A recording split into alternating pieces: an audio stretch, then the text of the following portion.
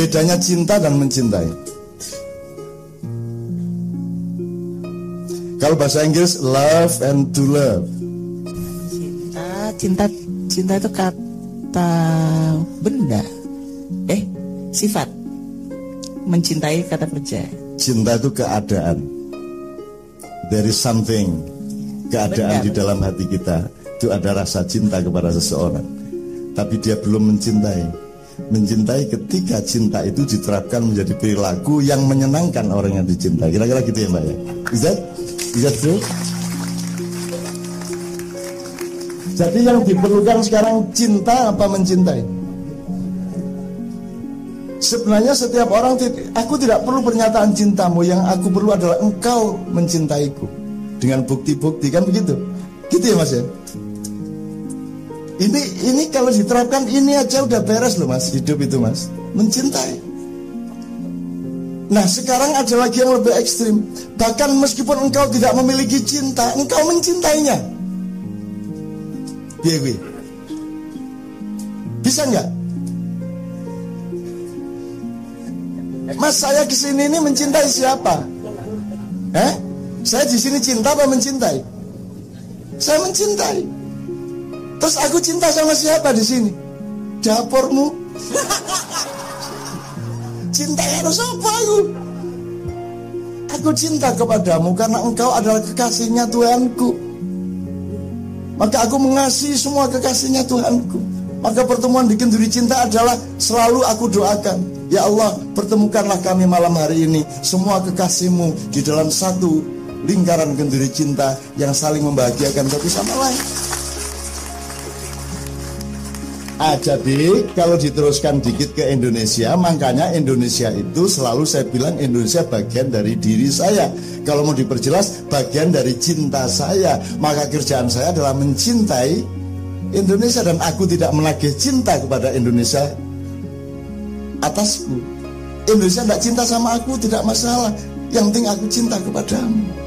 Jadi aku akan selalu memberi kepada Indonesia. Dan aku tidak minta bagian apa-apa kepada Indonesia. Maka aku tidak bilang bahwa aku bagian dari Indonesia. Kalau aku bagian dari Indonesia berarti aku minta bagian terus kepada Indonesia. Minta bagian jabatan, uang, segala macam. Saya tidak minta bagian. Indonesia tak bagai cintaku. Saya kasih bagian. Dia bagian dari cintaku. Maka pendekatan kita kepada Indonesia adalah pendekatan Rahman Rahim. Pendekatan Qul a'udzu birabbin nas, pendekatan kasih sayang.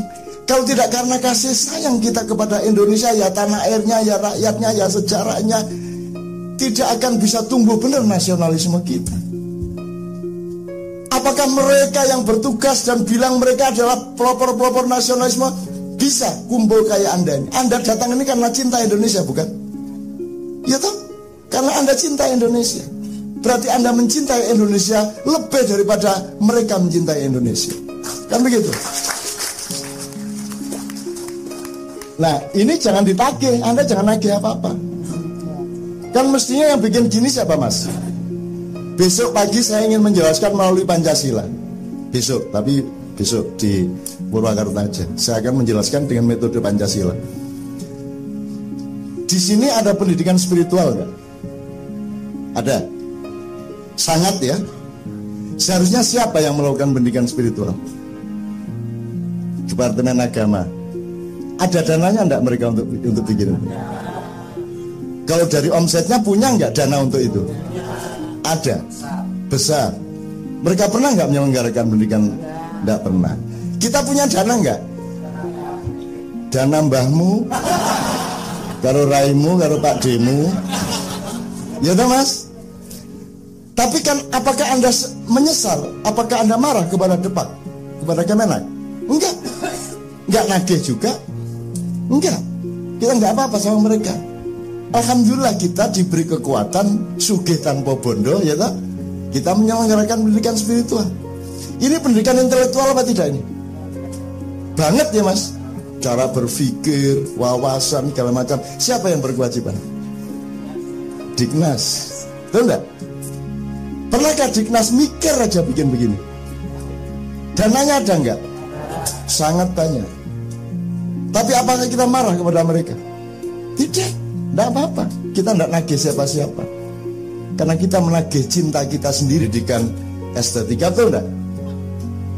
Ya termasuk Diknas juga sebenarnya ya. Tapi ini pengajian. Pengajian enggak? Pengajian banget toh. Kok bayar piro nang aku? Nah, ini kan semua sudah ada yang berkewajiban di negara kita untuk menyelenggarakan ini. Ya toh? Pendidikan politik bukan? Siapa yang berkewajiban melakukan pendidikan politik di sebuah negara? Parpol, betul enggak? Tidak. Apa kita marah kepada mereka? Tidak. Tidak. Kita melakukan. Apa kita punya agenda untuk supaya kita berkuasa? Ada enggak? Enggak toh? Enggak apa-apa. Kita melakukan saja. Nah, ini juga pertanyaan untuk teman-teman. Menurut Anda kita perlu punya agenda enggak? Saya nurutin Anas saja. Pokoknya kulaudzu birabbinas. Ntar kalau memang tidak bisa diatasi dengan lebih ya sudah malikin nas kapan-kapan. Itu loh. Dan seterusnya, tapi saya tidak punya agenda. Jadi saya di Amerika kemarin sama teman-teman ditanya, ini Cak Nun ini tiap hari ketemu ribuan orang, apa agendanya? Agendanya ketemu ribuan orang itu. Ya, tapi rencananya kadang naik pesawat, kadang naik sepur. Strateginya bagaimana supaya mereka tersenyum dan tertawa dalam keadaan kaya atau miskin. Ya tak, semua tertawa. Mereka bersahabat satu sama dan rindu satu sama lain. Saya boleh nggak mengatakan, engkau berjumpa di sini, sesungguhnya yang mendorongmu adalah kerinduan kepada teman-temanmu. Betul nggak? Bener nggak? Nanti kalau sudah selesai Anda pulang tuh eman hatimu karena engkau masih rindu kepada sahabat-sahabatmu. Meskipun engkau tidak mengerti siapa nama mereka, tapi engkau sudah menjadi satu di sini di dalam kerinduan. Apa yang lebih indah dari kerinduan? Betul nggak? Selama ini rindu itu kan cuman sama pacar, ya toh? Sama istri, sama suami. Ini kan rindu satu sama lain. Anda pikir saya itu kuat nggak kesini? Aku iyo kangen karo awakmu rek. Kangen lagi. Saya nggak ketemu, nggak ngelihat Dadang sebulan dia, wah, di kafir siji iki. Mulai.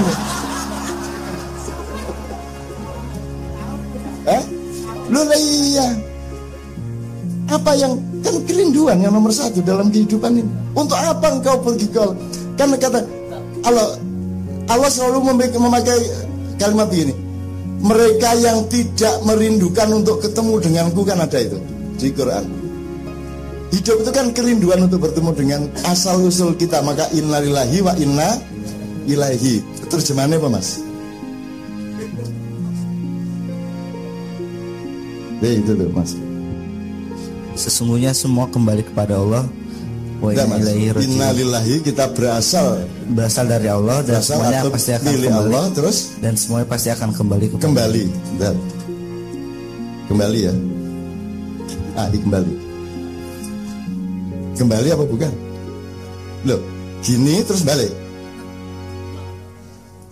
Enggak, yang benar kan Anda jalan terus atau ada saat kamu kembali?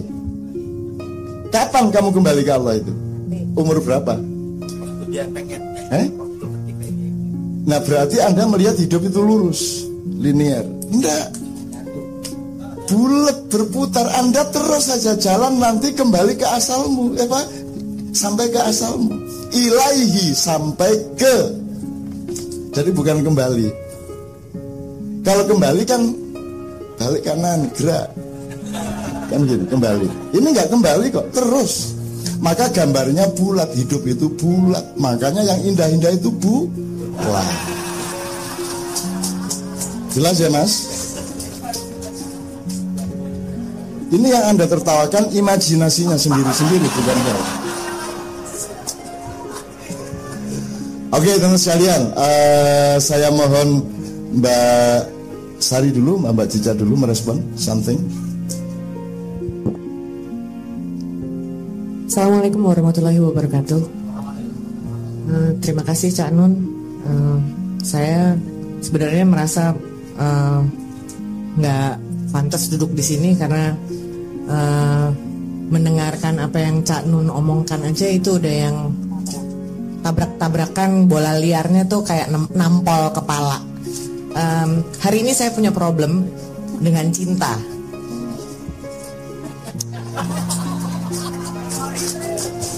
Problem dengan cinta. Datang ke sini juga sebenarnya bukan untuk ngobrol sama Cak Nun masalah cinta, tapi ternyata hasil pertemuan dengan Cak Nun hari ini adalah bahwa ya belajarlah mencintai.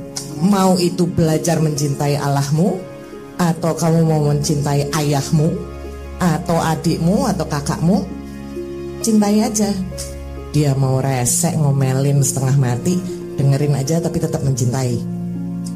Memang tidak gampang, tapi ya kalau Allah bisa mencintai kita tanpa ada reserve apapun, mosok kita yang diberikan napas setiap hari, dikasih berkat tiap hari, dikasih mencintai Allah tanpa reserve itu luar biasa. Karena kita nggak bisa membayangkan beliau tuh ada di mana. Lain kalau aku bilang aku mencintai Mbak Cica, aku bisa melihat, aku bisa nelpon. Kalau misalnya aku kesepian, aku bisa ngobrol. Seharusnya sama Allah kita juga bisa begitu. Cuman kan gak kedengeran ngomongnya apa. Tapi dari Cak Nun sendiri tadi bilang bahwa sebenarnya kalau mau ngobrol sama Allah, saya melihat bahwa ya baca aja Al-Quran, pasti di situ ada jawabannya. Memang semua tidak bisa melihat bahwa begitu dibaca itulah jawabannya. Tapi harus dibaca, pakai rasa lagi, pakai cinta lagi, pakai tidur, bangun pagi, pasti ada jawabannya. Kalau itu apa yang saya rasain. Tapi ya semua yang Cak Nun bilang tadi itu ya noyor kepala, ya nyentil kuping. Masalah manusia di dunia emang cinta. Nggak punya pacar, jomblo, sebel, ya kan? Punya pacar, dia nengok-nengok kanan kiri, sebel lagi.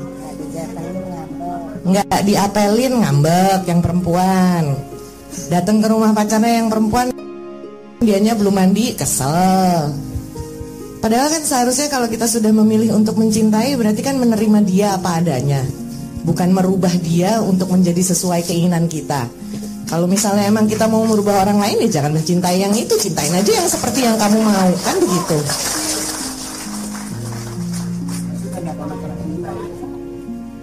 Maaf, kita nggak ada. Kita nggak ada masalah cinta loh, mencintai aja boleh kan. Saya datang ke sini karena saya mencintai Cak Nun, amat sangat mencintai Cak Nun. Dan saya tidak pernah minta apapun dari Cak Nun, karena apa yang dia katakan, apa yang dia ucapkan itu sudah cintanya Cak Nun buat saya.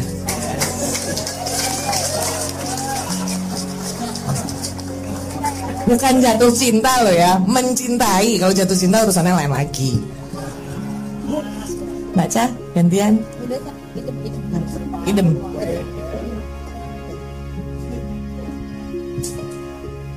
Sari, ini Pak Hartono bisiki saya. Itu saya kira bagus dialog kita ini. Beliau membedakan antara mencintai dengan mengasihi. Kamu gak Pak Hartono? Jadi sepengertian saya antara kata cinta dan kasih sayang. Kalau dikasih sayang itu asal pihak yang kita kasihi dia senang, kita ikut senang. Kalau mencintai masih ada mengandung ego, rasa memiliki. Kalau Allah benar, dia mencintai kita, dia ada ego, ya, hak prerogatif sebagai Allah. Tapi kita manusia kepada beliau, kepada Allah maksudnya, harusnya mengasihi. Karena apapun yang beliau akan lakukan, kita akan terima dan kita tahu akan bahagia dan senang. Kira-kira seperti itu pengertian saya. Jadi kasih sayang itu tidak ada ego, kalau cinta ada ego. Silakan Pak. Gini, ini masalah epistemologi, Pak. Ini masalah harfiah, masalah kosakata dalam bahasa Indonesia tidak ada asal-usul dan sejarahnya, sehingga kita kebingungan antara cinta dan kasih sayang. Nah, mari kita ambil satu acuan yang sudah dilegitimasi oleh Tuhan. Gitu. Jelas ya. Jadi makanya Allah milih bahasa tertentu. Karena mungkin dianggap ini di antara semua bahasa yang lain, ini yang paling efisien untuk mewakili apa adanya. Itu kalau kita melihat dari sudut Mbak Sari, itu kan seakan-akan kejadiannya akan tragis, karena apapun yang dilakukan oleh yang kita cintai itu boleh. Jangan lupa bahwa mencintai itu kedua belah pihak. Maka hasilnya karena masing-masing itu saling menerima, maka pasti masing-masing akan berlaku supaya nyenengin orang yang dicintainya. Jadi akhirnya terjadi keindahan. Tapi kalau yang ngomong mencintai itu tanpa reserve, menerima apa adanya satu pihak tok, itu seenaknya yang satunya. Tapi karena dia mencintai itu hanya bisa berlangsung kedua belah pihak, dialektika, ya, maka hasilnya akan sangat indah. Pasti akan sangat saling mengalah, akan saling memperkecil egonya masing-masing. Bahkan ego orang yang mencintai itu tidak ditonjolkan oleh orang yang mencintai, tapi dia akan diadakan oleh orang yang dicintai. Pak Tono, ngerti maksud saya? Katakanlah saya mencintai Mbak Novia, saya tidak peduli sama diri saya. Mbak Novia yang peduli sama diri saya, karena dia mencintai saya. Begitu juga dia tidak peduli sama dirinya karena dia mencintai saya. Tapi saya yang wajib peduli kepada diri dia, ego dia. Jadi ini cuman pingpong sebenarnya. Dan itu terjadi keindahan yang luar biasa. Itu yang untuk Mbak Sari. Anda tahu ya bahwa saya profesor cinta ya. Wis angel-angel wis dunia isine ngono-ngono iku. Gini Pak, kalau dalam Islam itu ada satu akar kata itu ro, ha, dan mim, ya. Nanti kalau dia peristiwanya meluas, dia subjeknya disebut Rahman. Kalau peristiwanya mendalam itu kalau diterusin berarti meninggi, itu Rohim. Maka bunyinya saja. Kalau Rahman itu mangap, Rahman. Kan nggak mungkin ngomong Rahman. Gak cocok. Rahman meluas. Maka Allah menomorsatukan keluasan untuk sebanyak mungkin pihak. Maka dia menyebut Rahman dulu baru Rahim. Orang yang sudah berdialektika secara sosial baru nanti punya hak pribadi untuk Rahim, yaitu cinta yang mendalam. Jadi nomor satu cinta yang meluas dulu, baru cinta yang mendalam. Anda nanti kalau sempat besok atau kapan baca surat Al-Furqan, di situ banyak sekali penggunaan kata Rahman untuk Anda lihat kasusnya. Dan itu metodologi sosial sebenarnya. Setiap kalimat Allah itu metodologi sosial. Kalau Anda nurutin dia, pakai metode itu, urut-urutannya, strukturnya, tatanannya, alurnya, dan seterusnya, itu indahnya luar biasa hidup kita. Jadi keindahan hidup sekali lagi tidak tergantung pada materi. Meskipun materi harus ada, tetap harus ada makan, tetap harus ada tidur, tetapi dia tidak nomor satu. Dia cuman walatan sanasi bagaminat dunia. Nah jadi Pak, yang disebut Rohim itu mungkin yang disebut cinta. Dia kedua Pak.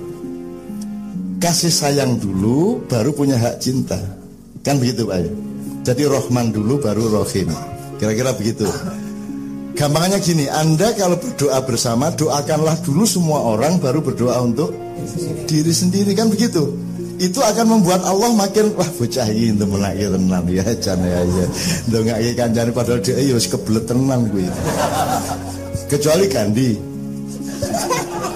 mendoakan orang lain terus, mudah-mudahan dapat jodoh, dia sendiri lupa mendoakan dirinya untuk dapat jodoh. Oh, guyu ya. Itu ya teman sekalian ya. Rahman Rahim. Itu tidak berarti yang saya omongkan pasti benar. Ini tolong dicatat terus ya. Kata Cak Nun loh. Ojo kata Cak Nun.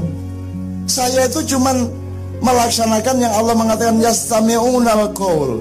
dengarkan apa saja, termasuk saya mendengarkan Anda juga. Semua Anda dengarkan, baik buruk kamu dengarkan, tapi kamu punya parameter untuk mengambil yang baik, dan Anda yang ambil keputusan.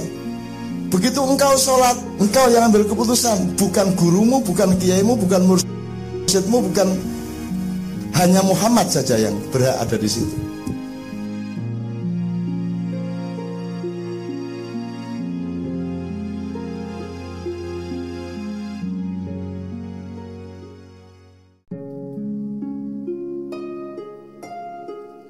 Assalamualaikum warahmatullahi wabarakatuh. Belajar mencintai dan mengasihi.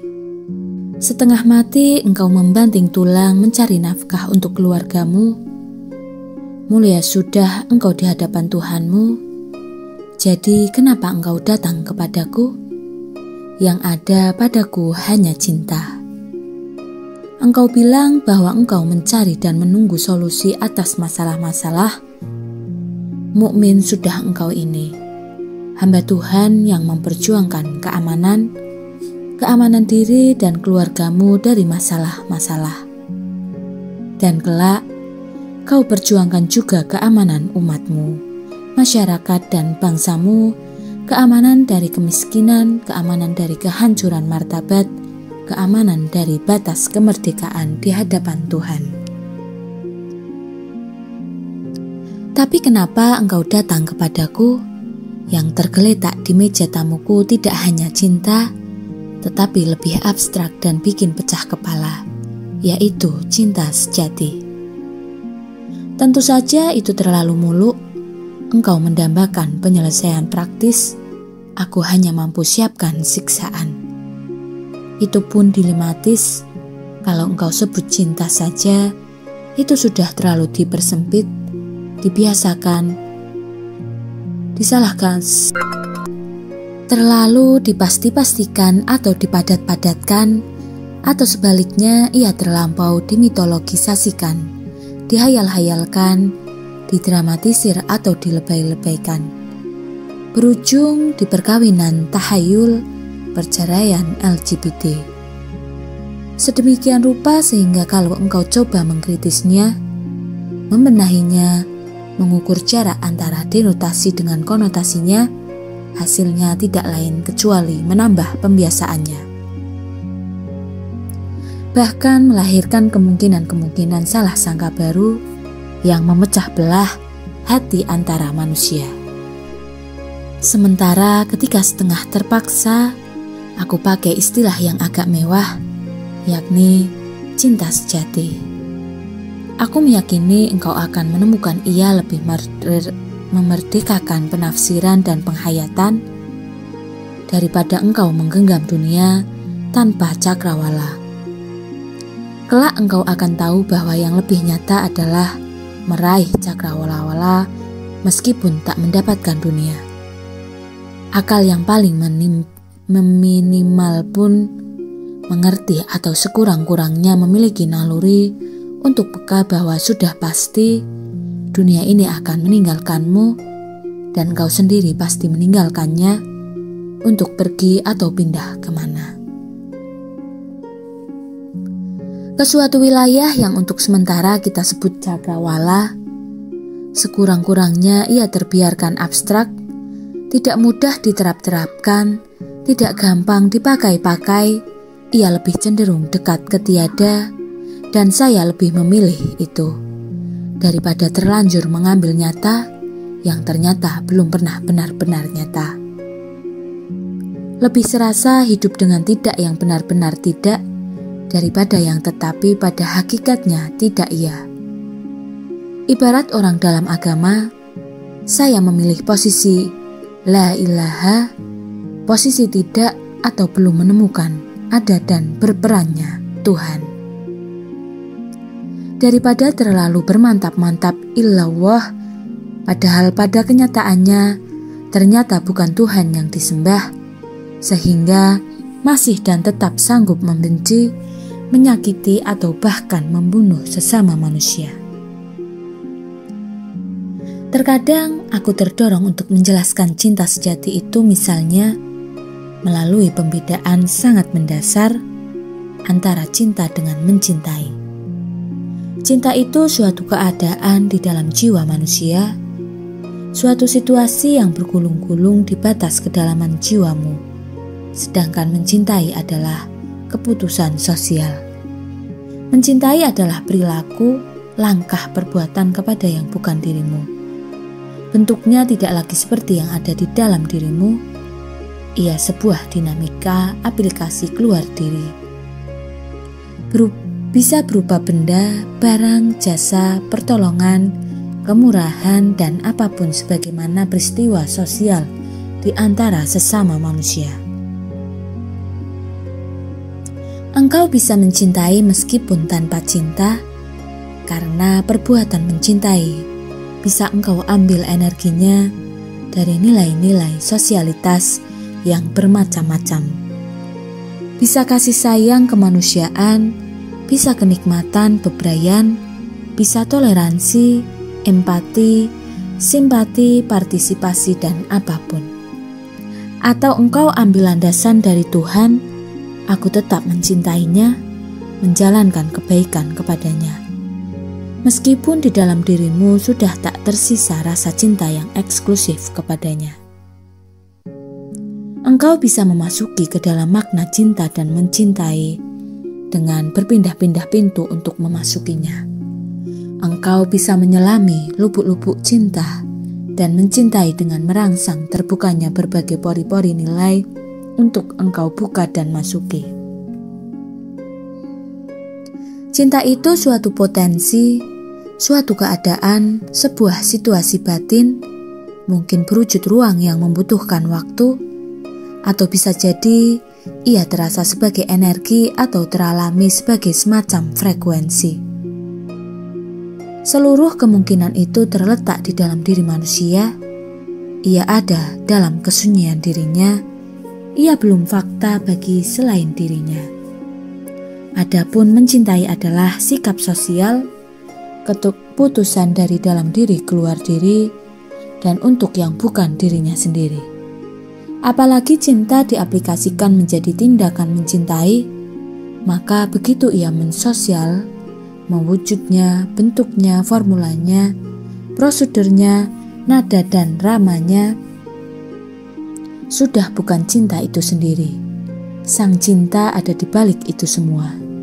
Mencintai itu wajahnya seakan tak ada hubungannya dengan cinta, karena ia bisa berupa kerja keras, membanting tulang di pasar, dan jalanan untuk keluarga. Ia berasa berwujud kepengasuhan dalam keluarga, kepemimpinan dalam bermasyarakat, kearifan mengurusi kesejahteraan rakyat. Bahkan bisa berwujud undang-undang, kreativitas teknologi, serta apapun saja yang dikenal oleh manusia sehari-hari tanpa mereka pernah menyadari bahwa itu semua bersumber dari keputusan dan tindakan mencintai. Ada kalanya suatu masalah diselesaikan tidak dengan berhadapan dengan masalah, bisa juga dengan berpindah konsentrasi, memikirkan atau melakukan sesuatu yang lain sama sekali dan tak ada kaitannya dengan masalah itu. Semakin engkau berkenalan dengan sifat-sifat kehidupan yang hampir tak terbatas, keluasannya dan tak terukur kedalamannya, semakin engkau lincah dan kreatif untuk tidak berhenti mengurung diri atau dikurung oleh ruang sempit masalah yang sedang merundungmu. Nanti di tengah-tengah istirahat dari gegap gempita perjuangan duniamu, di tengah riuh rendah peperangan melawan masalah-masalahmu, engkau duduk bahkan tergeletak dengan nafas terengah-engah. Tiba-tiba, semoga engkau disapa oleh cinta ilahiyah. Ia tiba-tiba saja hadir, seakan sebuah sosok yang terbaring di sisimu.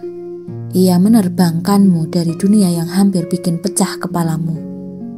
Engkau dibawa menyelam ke lubuk uluhiyah atau melebar meluas ke semesta. Rububiyah, di mana segala fakta pemuaian, pertumbuhan, harmoni, pernikahan-pernikahan pada inti universalitasnya dan apapun saja yang merupakan indikator persatuan, penyatuan, kebersatuan, kemenyatuan, manunggal, nyawiji, dan apapun saja kumpulan huruf-huruf yang dibangun dan disusun untuk nilai dan makna, datang mendaftarkan diri mereka masing-masing. Satu persatu dan bersama-sama kepada ilmu dan pengetahuan. Sekian, wassalamualaikum warahmatullahi wabarakatuh.